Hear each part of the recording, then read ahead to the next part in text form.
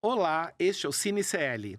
A plataforma do ICL tem mais de 200 documentários entre nacionais e internacionais disponíveis para os nossos assinantes. Minha dica de hoje é o filme Decadência e Ruína, a festa mais cara da história. Uma celebração que quebrou a relação entre o chamado Rei dos Reis e o povo do Irã. Em 1971, o Shah Mohammad Reza Pahlavi celebrou os 2.500 anos da monarquia com uma festa grandiosa que abalou o país. O evento fortaleceu a oposição do Ayatollah Khomeini e simbolizou a ruptura definitiva entre o chamado Rei dos Reis e o povo iraniano, criando uma crise da qual o Irã nunca se recuperou. Para conversar com a gente sobre o filme, nossa convidada de hoje é a premiada escritora e jornalista Adriana Carranca. Oi, Adriana, boa noite, tudo bem? Olá, boa noite, tudo bem? Obrigada pelo convite. Obrigado por participar também. Eu queria saber de que forma você acha que a festa retratada no documentário ajudou a impulsionar a Revolução Islâmica. Então, essa festa ela é bem conhecida no Irã, ela é muito falada, ela realmente foi um marco, né, que levou à queda do regime do Shah Reza Pahlavi. O que acontecia, né, naquela época, já existia uma grande insatisfação da população, tanto com relação à economia do país, você tinha uma grande parte da população empobrecida, uma classe média que também estava se sentindo oprimida, né, com questões econômicas também que elas não percebiam, né, toda a política do Shah Reza Pahlavi era de aproximação com o Ocidente, e essa classe média não enxergava como essa aproximação com o Ocidente se os beneficiava. Não, esse benefício dessa aproximação comercial e política não chegava à maioria dos iranianos. E com isso, juntando a isso as várias festas com convidados de fora do Irã, em especial pessoas do Ocidente, festas que tinham características ocidentais, né? Festas muito luxuosas, festas regadas a champanhe francesa. Os iranianos falam muito da champanhe francesa e realmente elas acabavam tendo uma forte crítica, e essa festa em especial é tida realmente como um marco aí no momento em que o movimento pela queda do regime, ele ganha força depois dessa festa. E os números da festa são completamente absurdos. Enfim, 250 mil garrafas de champanhe, mais litros de vinho, etc. As joias da Faradiba, né, que eram sempre impressionantes. Tudo era muito grandioso e muito exagerado. Qual você acha que era a intenção do Reza Pahlavi ao fazer esses eventos, tanto para a comunidade internacional quanto para o próprio povo iraniano? Da parte da comunidade internacional, ele queria realmente mostrar um Irã né, do progresso, um Irã que é descendente do Império Persa, né? Então isso também, essa narrativa do Império Persa, essa consciência coletiva de ter sido um grande império, é muito forte entre os iranianos. Então essa era uma mensagem que talvez ele acreditasse que pudesse ser interessante tanto para fora do Irã, né, para o Ocidente, quanto para os iranianos. Acontece que a maioria da população era uma população bastante religiosa, né, no Irã, e que via, além dessa questão econômica, além dessa opulência, além dessa exibição, né, o funk ostentação iraniano, né? Era meio isso, essa ostentação, né, do Shah Reza Pahlavi. Eles viam também um distanciamento do Irã e do governo das suas raízes, não só da própria raiz cultural do Império Persa, né, como também da questão religiosa, né, que é o Islã. Então isso tudo foi causando uma grande insatisfação na população, né? Talvez no início, né, você tinha também uma certa aura em torno da família real, como existe na Inglaterra, por exemplo, Mas no caso do Irã, o que pegou realmente, além dos gastos, foi essa característica ocidental, né? Essas festas elas não tinham, elas não valorizavam a cultura e a tradição persa e muito menos a religião. É bem interessante você falar isso, porque no filme justamente tem, por exemplo, um depoimento de uma mulher que é religiosa e que ela fala bem do Shah, né? O povo, a impressão que dá assistindo ao filme é que o povo admirava bastante ele, né? E essa questão da ocidentalidade era forte realmente no filme. Enfim, qual era a situação política em 1971 no Irã? Você falou da classe média, mas tinha mais de 50% da população estava abaixo da linha da pobreza, né? Exato, exatamente. Então você tinha isso, como você falou, né? Você tinha pessoas que admiravam essa família real, né? Né? Você ter ainda um pouco do glamour e do poder, né? E dessa demonstração de riqueza que vinha do Império Persa, que é muito forte ainda entre os iranianos, mas ao mesmo tempo você tinha uma população mais, como você falou, mais da metade da população pobre, né? E uma classe média que que não começou a não mais ver os benefícios dessa ocidentalização. E você tem no Irã também uma liderança religiosa muito forte, que também contou com isso. Toda a propaganda do Ayatollah Khomeini, ela era em cima ele falava em uma democracia, mas uma democracia islâmica. Ele falava na queda do regime do Shah Reza Pahlavi para retomar a tradição, a cultura e a religião do povo iraniano. Então, isso tudo, essa contranarrativa foi ganhando força também, uma vez que talvez o Shah Reza Pahlavi tenha perdido um pouco a mão nesses gastos, né? Porque haviam essas festas, eram várias dessas festas, não só essa, mas eram várias dessas festas, e o próprio Shah Reza Pahlavi também viajava para o Ocidente, participava de festas no Ocidente, era uma coisa que, embora existisse uma certa admiração de uma parte dos iranianos, era algo que também pegava mal para muitos dos iranianos, né? Essa tentativa de se ocidentalizar e de ocidentalizar o país. E, Adriana, em 2012 você lançou o seu livro, né? O Irã sob o Chador. Eu queria saber, baseado numa série de viagens que você fez ao país, quais os principais contrastes você sentiu em relação à situação das mulheres no país? No Irã a gente tem existe uma frase que eu gosto muito, que é: no Irã o que se vê não é e o que é não se vê. Então, depois da Revolução Islâmica, você tem uma população que ainda mantém, principalmente as elites urbanas, né, ainda mantém a educação, né, de alto nível, uma grande intelectualidade, eles são extremamente politizados, né, uma elite que é extremamente politizada e que foi, de certa forma, censurada, né, pelos ayatollahs, principalmente essa elite intelectual, porque obviamente ela era representava um foco de oposição, embora muitos deles tivessem apoiado a queda do regime. Logo eles perceberam que a democracia que o Ayatollah Khomeini defendia ou prometia não era verdadeira, e logo se tornaram uma oposição. Então você tem essa elite que começa se tenta silenciar muitas mulheres, né?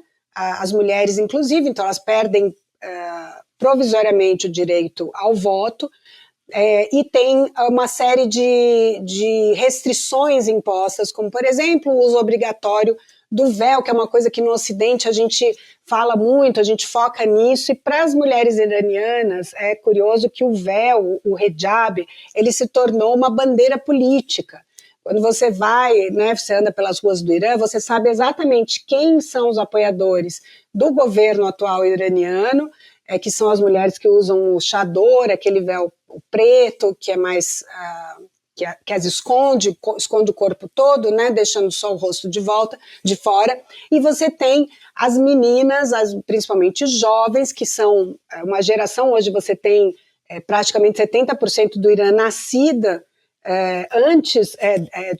nascidos depois da Revolução Islâmica, então você tem uma geração inteira que não conheceu o Shah Reza Pahlavi, né, que nasceu depois da Revolução e que não se sente representada por ela, são jovens, querem liberdade, querem, né, fazer tudo que jovens do mundo inteiro fazem. Então você tem grande parte desses jovens, e principalmente das meninas, usando só um véu, como a tradutora que foi me buscar no aeroporto, um véu que não cobre praticamente nada do cabelo, né? Eu lembro que quando eu cheguei no Irã, eu não sabia exatamente o que eu ia encontrar. A gente ouve falar muito pouco sobre o Irã, a gente ouve falar sobre o Irã mais sobre a opressão às mulheres, né? A imagem que a gente tem do Irã é opressão às mulheres, declínio econômico por conta das sanções internacionais e violência, hostilidade contra o Ocidente, guerras, eles estiveram envolvidos em 8 anos, né, de guerra contra o Iraque. Então, era a imagem que eu tinha do país. E aí eu chego lá, você tem um aeroporto super moderno, tudo escrito em inglês, eu tinha a tradutora me aguardando no saguão, e ela olhou para mim, eu estava toda de preto e toda coberta, porque eu achei que era assim que as mulheres, ou pelo menos a maioria delas, se vestia no Irã, e ela olhou para mim e falou: o que você está fazendo vestida desse jeito? Nós iranianas somos muito modernas, e nós fomos dali para o centro de Teherã, com ela dirigindo, ouvindo funk iraniano, Que ótimo. E daquele ponto para frente, todos os estereótipos e muitos outros foram se derrubando. E eles fazem festas, não regadas a champanhe e com a exibição de joias como o Shah Reza Pahlavi fazia, mas os jovens iranianos fazem tudo que jovens em qualquer lugar do mundo fazem, né? Eu lembro uma festa que eu fui com a Marjaneh, que era essa minha tradutora, hoje ela mora na Espanha, então não tem problema falar, é casada, está há muitos anos na Espanha, casada com um rapaz que ela conheceu pela internet, enfim, um casamento que deu super certo, a distância, né, a relação que deu super certa, mas a Marjaneh, eu lembro que ela me levou em uma festa e parecia uma festinha de anos 50, assim, no Brasil, em casa de família, arrasta os móveis, fecha a janela, que era para ninguém ouvir, porque você tem a polícia da moral rodeando ali, né? E fica de olho no que está acontecendo, de olho como as mulheres estão vestidas e tal. E aí as meninas iam chegando com cobertas, porque aí à noite a maioria, mesmo as mais modernas, progressistas, elas usam o chador por uma questão de proteção mesmo contra, enfim, abuso, etc. E elas iam chegando vestidas de chador, iam tirando o chador, iam para o quarto diretamente. Do quarto elas saíam maquiadíssimas, com vestidos curtíssimos, saltão, cabelão, e todos dançavam funk. Em determinado momento tocou a campainha do apartamento, era uma entrega do supermercado, né? Você tem uma grande população ali no Irã que é da Armênia, são armênios, e os armênios, como não são muçulmanos, eles têm a permissão do governo para consumir álcool. Eles não podem vender e certamente não poderiam vender para os muçulmanos. Mas todos os jovens iranianos sabem que eles dão um telefonema para qualquer mercadinho armênio e vai chegar na sua casa um saco de legumes, salada, e embaixo disso vem o que tiver de, né, cerveja, vodka, enfim, o que eles têm disponível lá de álcool. Então, é uma sociedade que muito representada por essa frase que é: o que se vê não é e o que é não se vê. Ela é uma sociedade que ela acontece longe dos olhares dos ayatolás, mas ela acontece, ela é viva, ela o tempo todo ela tenta driblar as regras impostas pelo Ayatollah. E tem protestos também, protestos de mulheres, protestos da população contra os Ayatollahs, são muito frequentes no Irã, sempre respondidos, né, sempre a resposta do governo é violenta contra eles, mas eles continuam fazendo toda sorte de protestos. Quando eu estava lá, as mulheres faziam 1 minuto de silêncio ao meio-dia. Então, onde quer que elas estivessem, as mulheres iranianas dirigem, enfim, elas ocupam a maioria dos postos de trabalho, na verdade, no Irã, e também das vagas nas universidades. E ao meio-dia, todos os dias, elas faziam 1 minuto de silêncio contra os ayatollahs. E só isso, onde quer que elas estivessem, elas paravam na rua, no carro, paravam o carro e faziam 1 minuto de silêncio. Eles são muito criativos, muito politizados, muito envolvidos. Eles não conseguiram ainda, né, derrubar esse regime. Acho que é um desejo hoje, derrubar o regime dos ayatollahs, né?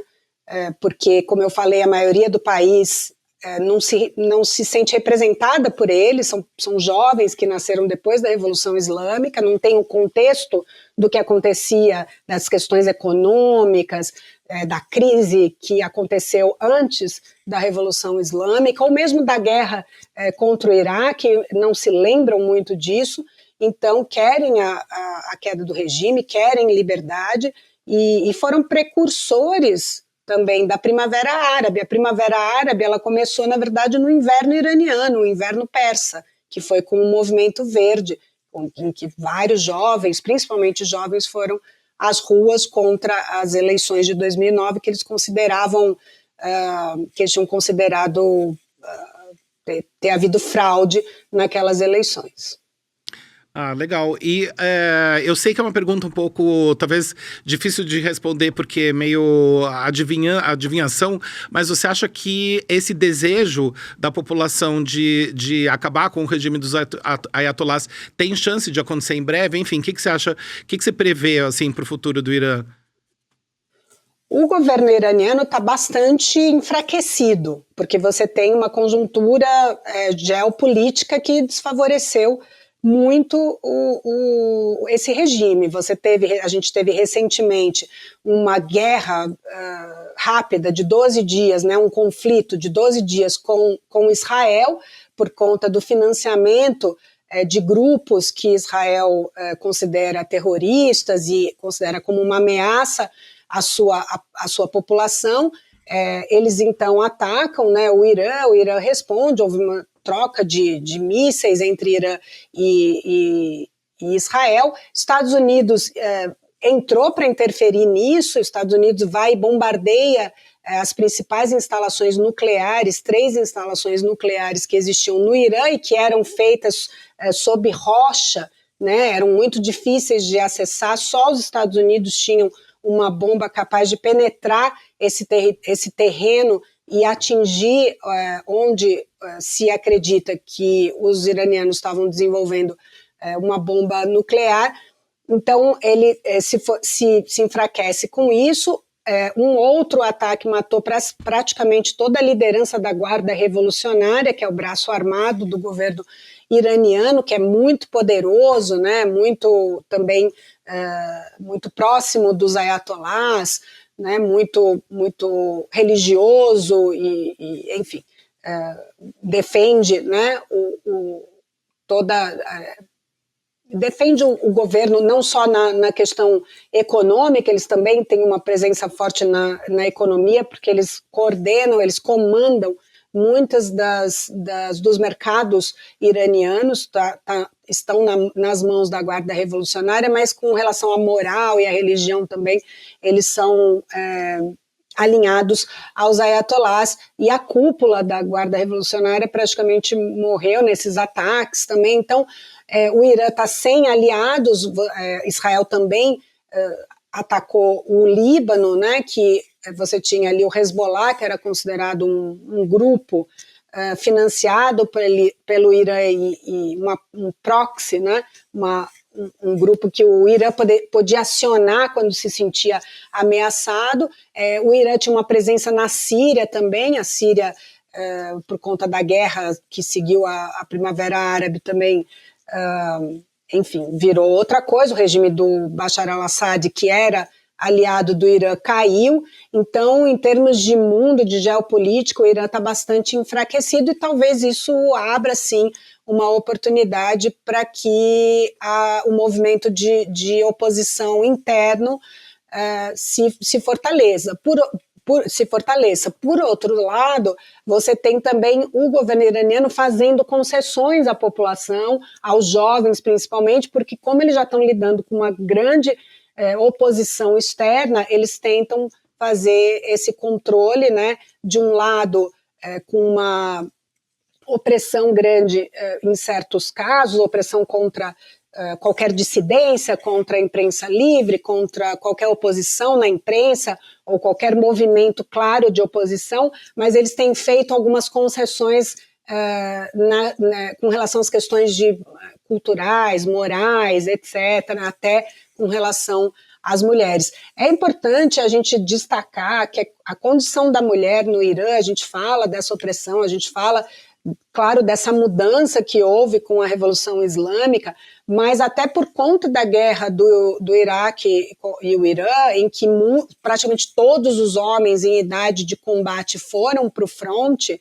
as mulheres iranianas, elas ocuparam um espaço no mercado de trabalho e nas universidades, tanto que, como eu falei, hoje elas são a maioria. Então, elas estão em todas as áreas da economia e da política também iraniana. Elas não têm cargos, talvez, né, de poder, não houve ainda uma presidente mulher no Irã, mas você tem duas ganhadoras do Nobel da Paz. A própria Shirin Ebadi, que foi a primeira mulher a ganhar o Nobel da Paz, é uma iraniana, foi a primeira iraniana, pessoa de origem iraniana a ganhar o Nobel da Paz, é uma mulher iraniana, né, é uma mulher, a Shirin Ebadi, e a Shirin, ela foi uma pessoa, ela é uma advogada, ela apoiou o regime, apoiou a queda do regime do Ayatollah, ela apoiou o Khomeini no início, e logo ela é dessa elite intelectual que eu falei inicialmente, que logo percebeu que o que os ayatollahs estavam prometendo não era verdade, não havia uma democracia, e ela logo se voltou, né, se passou para o movimento reformista, se tornou uma das principais opositoras desse regime. E quando eu a entrevistei no Irã, então, embora toda a opressão e toda essa tentativa, né, de silenciar a oposição, a Shirin, por grande parte da sua vida, continuou, grande parte desse regime, continuou exercendo a sua profissão, a advocacia, e fazendo oposição aos ayatollahs dentro do Irã.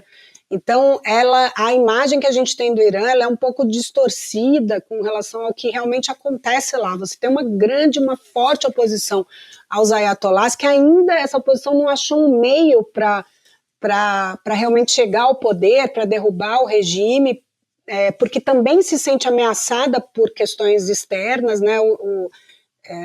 Por exemplo, quando os Estados Unidos atacaram o Irã em defesa de Israel, toda a população iraniana saiu em defesa do Irã, em defesa dos ayatollahs, do governo dos ayatollahs, da autodeterminação,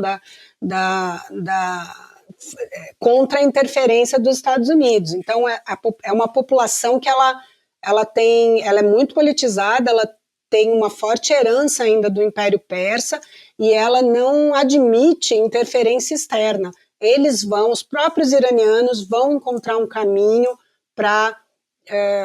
um caminho que vem lá dessa luta contra também o regime do Shah Reza Pahlavi, que colocou os ayatollahs no poder, viu que não deu certo e agora vai achar um outro caminho para o futuro do Irã.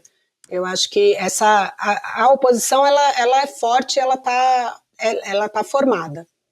Falta oportunidade, falta um momento para chegar nesse ponto. E, Adriana, você comentou bastante sobre a elite intelectual, né, que obviamente existe no Irã, e eu acho que uma das janelas para a gente enxergar um Irã diferente é o cinema, né? Porque, enfim, o cinema iraniano é considerado um dos melhores do mundo, inclusive você citou o Prêmio Nobel da Paz, e eu diria que esse ano, por exemplo, o Irã, o Jafar Panahi, cineasta iraniano, ganhou a Palma de Ouro em Cannes. Então, enfim, o cinema iraniano é uma janela pro país mesmo, né? Como que, apesar da repressão do sistema que justamente censura, né, os cineastas e inclusive prendeu já vários deles, né? Como que você acha que o cinema iraniano resiste a esse sistema? Você tem inclusive financiamento público no Irã para o cinema, mas obviamente existe um controle sobre o que é produzido. Então, eles têm que realmente fazer ali uma manobra para que consiga produzir filmes que não sejam filmes adequados ou que o regime considere adequado. E essa curadoria, vamos dizer, essa censura, ela piora e melhora dependendo dos movimentos, dependendo da questão geopolítica, dependendo da condição interna. Muitas mulheres, por exemplo, cineastas, elas vão e pedem financiamento para o cinema ao próprio governo ou através de parcerias que o governo tem, mas em nome dos homens, porque se for uma mulher, talvez elas tenham menos chance de conseguir esse financiamento. Isso é algumas das várias manobras que elas fazem. Uma das cineastas, eu lembro que eu entrevistei, ela tinha feito um filme super interessantíssimo, sobre 3 gerações de mulheres, né? A mãe, sobre o Irã, através do olhar de 3 mulheres, a sua própria mãe, ela e a filha, que na época era jovem, tinha uns 18 anos e tal. Então, são momentos bem marcados. E o governo proibiu o filme e tal. O que ela fez? Ela comprou uma barraquinha de vender cigarro e foi para a porta do Palácio do Governo vender cigarro. E aí chamou a atenção da imprensa iraniana toda e da imprensa internacional, dos correspondentes, que ela está fazendo, ela é uma cineasta, que ela está vendo. Bom, o governo não me deixa filmar, eu vou vender cigarro aqui na porta. E aí pegou super mal e deram a ela autorização para fazer o filme. Então, eles vão criando, né, essas manobras para conseguir driblar os ayatolás. Eles distribuem os filmes, né? Muitos dos filmes iranianos, eles não passam dentro do Irã, eles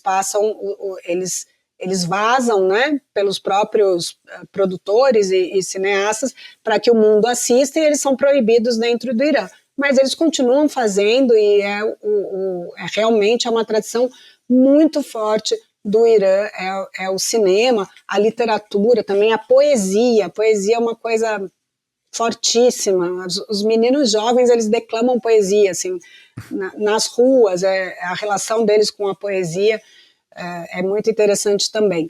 Então, é um país fascinante. Eu acho o Irã, assim, incrível, e esse manto dos ayatolás, né, ali tentando esconder essa sociedade, também é interessante você entender que ela continua viva e que ela continua vibrante embaixo desse manto. Ela não se deixa silenciar. Com certeza. Bom, eu acho que nessa chave é um bom momento para a gente, infelizmente, encerrar o nosso papo, que foi ótimo, e eu tenho que te dizer que eu fiquei com mais vontade ainda de visitar o Irã, porque eu sou fã de cinema iraniano, então eu adoro os filmes, e enfim, e como eu falei, eles são uma janela bem diversa, né, para o país, então tem temas tratados nos filmes totalmente diferentes, inclusive, por exemplo, no caso do documentário que a gente viu hoje sobre essa festa, né. Então, Adriana, muito obrigado pela sua participação. Espero recebê-la de volta aqui no Cine CL. Tá legal. Obrigado. Até mais. Obrigada, gente. Obrigada. Tchau. Este foi o Cine ICL, o nosso espaço para discutir e mergulhar fundo no universo dos documentários que estão disponíveis na plataforma do ICL. Até sexta que vem. Tchau, tchau.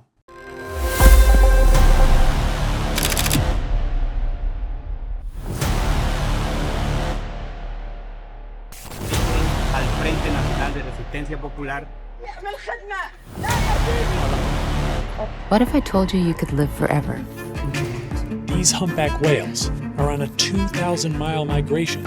O futebol é como se algo que estivesse na alma, no sangue, né? Community does not understand. It's been a striking change.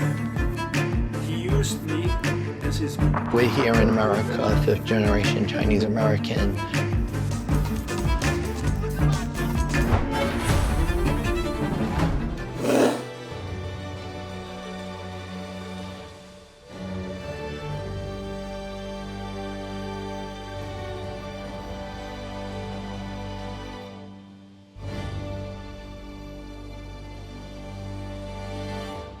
Hoje, os trabalhadores uberizados enfrentam jornadas de trabalho ainda mais longas. Os entregadores de iFood trabalham às vezes 12, 14 horas, 16 horas. A exploração dessas pessoas pelo capitalismo alcançou níveis maiores do que em qualquer outra época no passado. Eles caíram na grande mentira do capitalismo. Querem entender qual é? É exatamente isso que nós iremos discutir. No dia 30 de outubro, quinta-feira, às 20 horas, darei uma aula magna chamada Grande Mentira do Capitalismo. Vamos mostrar como o sistema ilude e engana hoje trabalhadores em todos os lugares.